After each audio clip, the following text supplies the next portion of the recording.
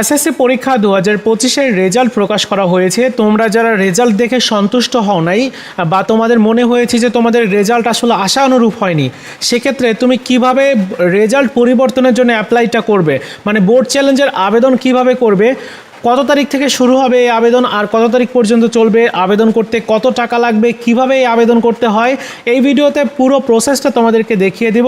চলো শুরু করা যাক। তো বোর্ড চ্যালেঞ্জের যে নোটিশটা রয়েছে এখানে দেখতে পাচ্ছ যে আবেদন করার সময় হচ্ছে 11/7/2025, মানে আগামীকাল থেকে আবেদনটা শুরু হবে আর 17/7/2025 তারিখ পর্যন্ত এই আবেদন চলবে। এই সময়টার মধ্যে তোমরা কিন্তু চাইলে বোর্ড চ্যালেঞ্জ করতে পারো। এখানে বোর্ড চ্যালেঞ্জের নিয়ম দেওয়া আছে, আমরা একটু নিয়ম সম্পর্কে জানি। বোর্ড চ্যালেঞ্জ করার জন্য শুধুমাত্র টেলিটক প্রিপেইড মোবাইল ফোন থেকে এই পুনর্নিরীক্ষণের আবেদনটা করতে পারবে।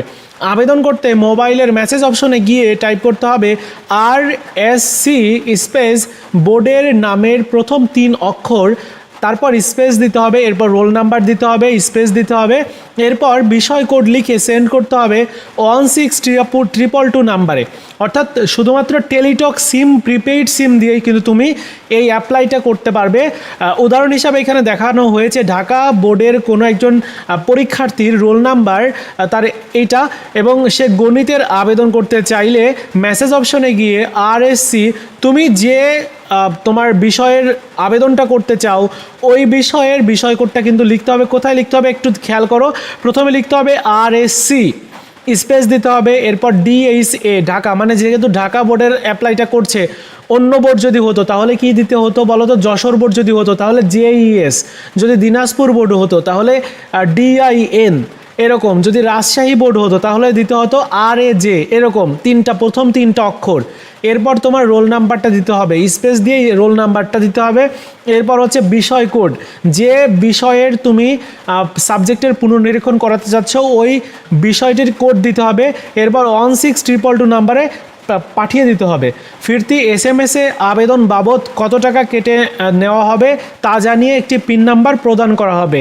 এতে সম্মত থাকলে মেসেজ অপশনে গিয়ে আবারও তোমাকে লিখতে হবে RSC স্পেস ES স্পেস তারপর ওই পিন নাম্বারটা, যে পিন নাম্বারটা তোমাকে দেওয়া হবে ওই পিন নাম্বারটা, এরপর কন্ট্যাক্ট নাম্বার, অর্থাৎ তোমার নিজের একটা কন্ট্যাক্ট নাম্বার তুমি দিতে পারো। এখানে বলছে যে কোনো মোবাইল নাম অপারেটরের সিম, যেমন গ্রামীণ সিম হতে পারে, রবি হতে পারে বা এয়ারটেল হতে পারে, যেটাই হোক তুমি ওইটার নাম্বারটা দিতে পারো, মানে নিজের নাম্বার দিবে এবং সেন্ড করতে হবে 162222 নাম্বারে। প্রথমে এই SMS-টা করতে হবে প্রথমে তোমার, তারপরে আরেকটা SMS করতে হবে এইটা। উল্লেখ্য যে পুনর্নিরীক্ষণের ক্ষেত্রে একই SMS-এর মাধ্যমে একাধিক বিষয়ের জন্য আবেদন করা যাবে। সেক্ষেত্রে কমা দিয়ে বিষয় কোডগুলো আলাদা আলাদাভাবে লিখতে হবে। তার মানে তোমাকে বলছে যে তুমি যদি একটা বিষয়ের পুনর্নিরীক্ষণ করাতে চাও তাহলে তোমার একটা বিষয় কোড দিতে হবে, আর যদি একের অধিক বিষয়ের পুনর্নিরীক্ষণ করাতে চাও তাহলে শুধু একটা SMS করেই তুমি একের অধিক বিষয়ের পুনর্নিরীক্ষণের অ্যাপ্লাইটা করতে পারো। যেমন বাংলা ইংরেজি এই দুইটা বিষয়ের জন্য আপনাকে টেলিটক প্রিপেইড মোবাইল সিমের মেসেজ অপশনে গিয়ে লিখতে হবে RSC স্পেস DHA, মানে ঢাকা বোর্ডেরটা করছে আর কি, সেই জন্য DHA দিচ্ছে, আর রোল নাম্বারটা দিতে হবে। তারপর তোমাকে ওই যে বিষয় কোডগুলো এভাবে কমা দিয়ে লিখতে হবে। তো এই হচ্ছে পুনর্নিরীক্ষণের অ্যাপ্লাই। এক্ষেত্রে প্রতিটা পত্রের জন্য, মানে প্রত্যেক সাবজেক্টের জন্য তোমার 150 টাকা করে কেটে নেওয়া হবে ফি। আশা করি একটা পত্রের জন্য কত টাকা ফি কেটে নেওয়া হবে সেটি তোমরা বুঝতে পারছো। সো তোমাদের পুনর্নিরীক্ষণের আবেদনটা শুরু হচ্ছে আগামীকাল থেকে আর 17 তারিখ পর্যন্ত চলবে। আবেদন ফিস হচ্ছে প্রতি পত্রের জন্য 150 টাকা মাত্র। তো প্রত্যেকেই করে রাখো, যারা ফেল করেছো তোমরা প্রত্যেকেই কিন্তু এই পুনর্নিরীক্ষণের অ্যাপ্লাইটা করে রাখতে পারো। তো বন্ধুরা, এই ছিল মূলত পুনর্নিরীক্ষণের বিষয় নিয়ে বিস্তারিত তথ্য। ভিডিওটি ভালো লেগে থাকলে লাইকস, কমেন্টস এবং শেয়ার করে দিবে।